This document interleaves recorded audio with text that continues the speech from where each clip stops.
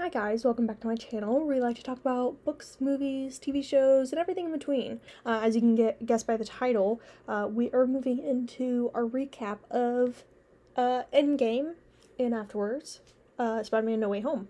No, Spider-Man Far From Home. Spider-Man No Way Home is phase 4. Let's go ahead and jump into it.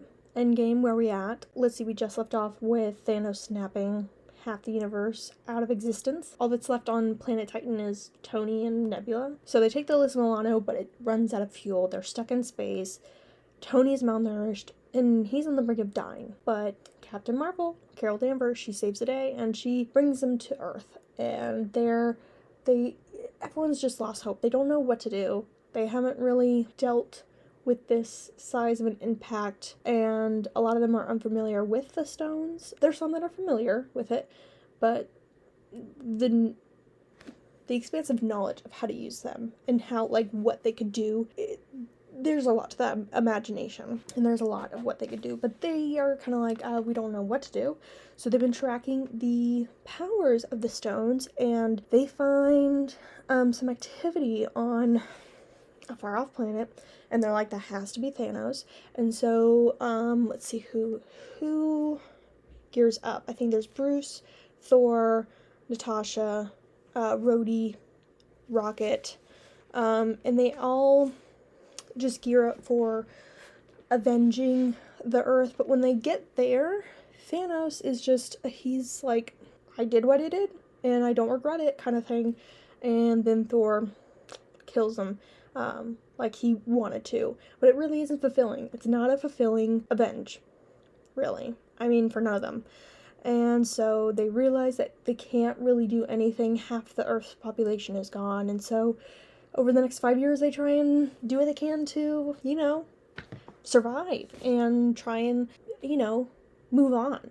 And it isn't until, if you remember from Ant-Man and the Wasp, Scott Lang is stuck in the quantum realm. Yeah, but he manages to get out. Then he tries to track down the Avengers, and he's like, hey, I have an idea, I have a theory. I'm not a scientist or anything, but I have a theory from what I've overheard and what I've seen. And so he is like, I think through the quantum realm we can time travel. And they're like, yeah, right. Time travel's not real. We can't do time travel. We're not, like, that's impossible. And they even bring it up with Tony, and Tony's, super genius. So he's like, yeah, that's not possible. And then he realizes that it is possible.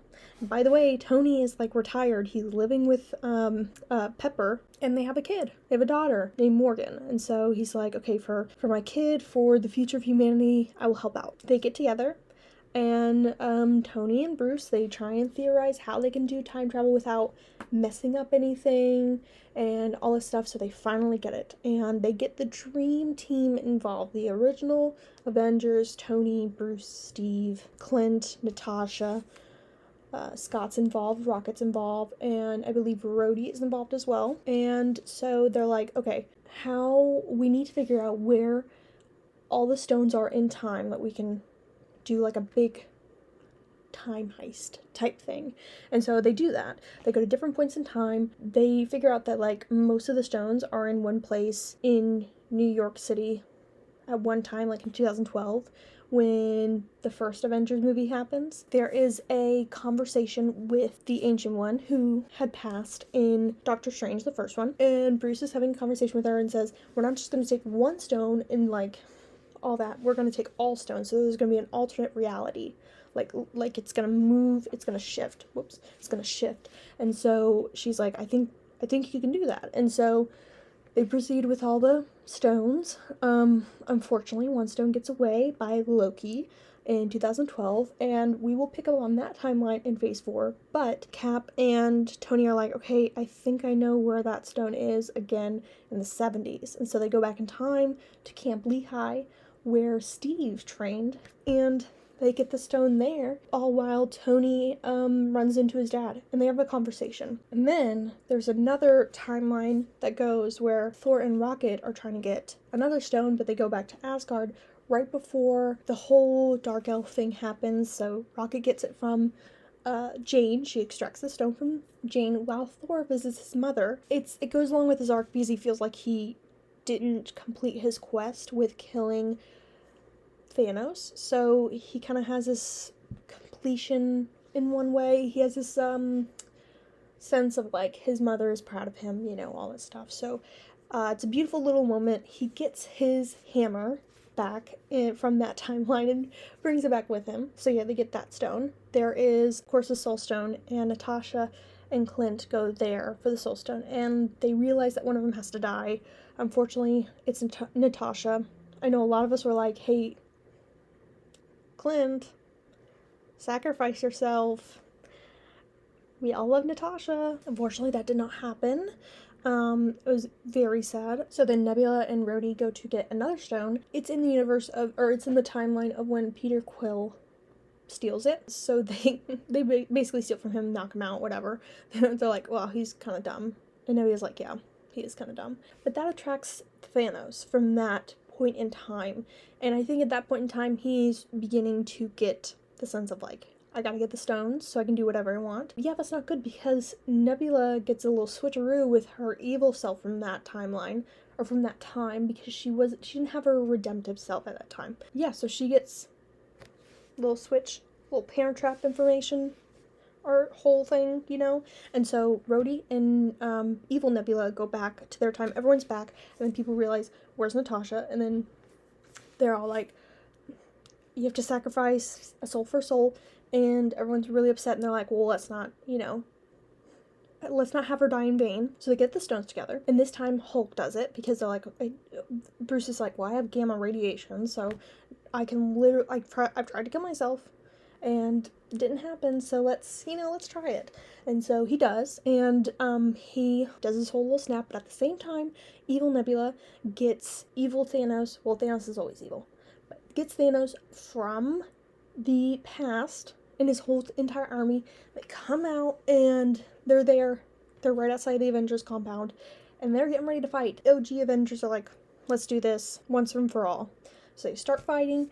Incredible moments. I mean, if I could explain how just life-changing this movie was to see in theaters, I can't explain. I get chills every time I watch, like, audience reactions to what's going on. Basically, we find out that Steve is worthy of Thor's hammer. We knew it all along, and there's a whole fight. Everyone's thinking, there's no way we can win. Thanos has a huge army. There's only like 6 or 7 of us. We just lost Natasha. Morale is a little low. What can we do? And then all of a sudden, Steve hears Sam's voice through the comm, and a bunch of portals open, and everyone who is dusted in the last movie is back, and they're ready to fight. And honestly, it was an incredible moment. So we get through this whole battle. They're thinking, okay, let's get the stones together. We can do another snap and just snap Thanos' existence, his whole entire army away. And so they're like, let's do it. They basically get to that, and there's this whole fight. They have the gauntlet. They're back and forth, all this stuff, whatever. And finally, Thanos, gets it on his hand and then tries to snap and realizes nothing's happening. There's no stones.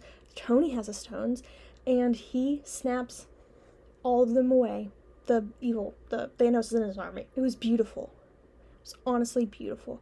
Unfortunately, he dies right there. There were so many moments. It doesn't do it justice if I explain the moments, but oh my gosh. The battle is done. They have to put this stones back where they were, so Steve is in charge of that, and unfortunately Steve does not come back.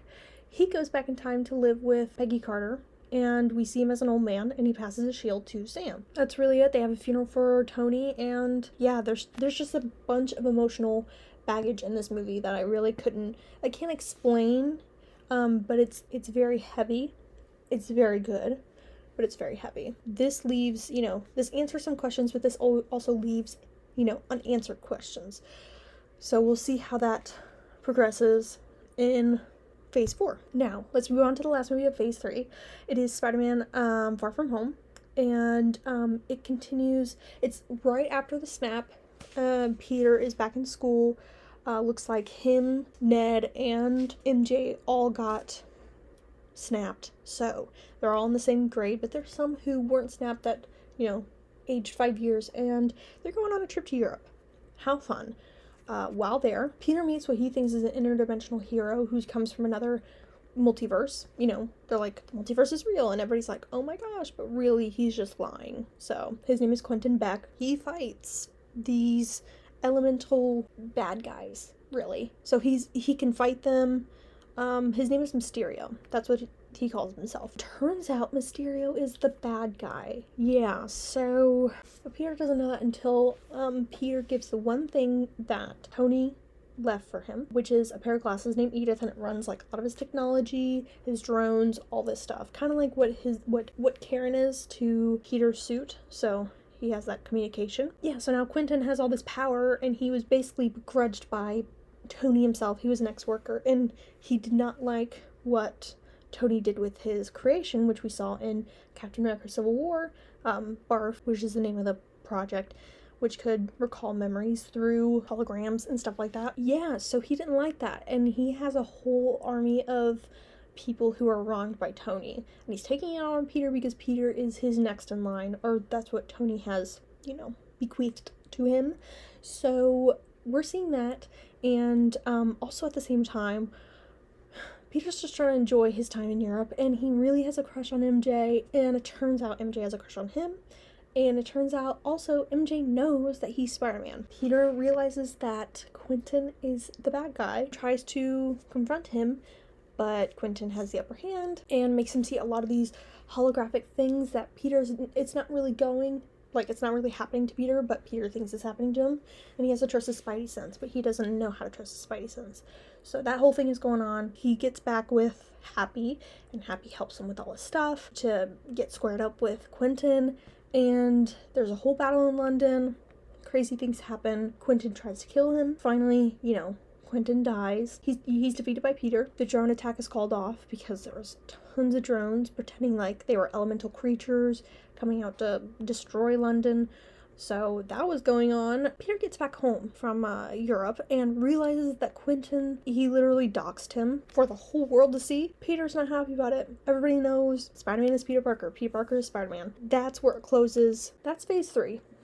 So a lot of people have passed, died, but their legacies live on, and we'll see how that they live on through phase 4. But that's the end. So yeah, thanks for watching. If you like this video, like it. If you want to see more, because I'm going to be going into phase 4, subscribe so you can catch that, and make sure you click on the bell so you'll get notified, all that stuff. And I'm not in focus.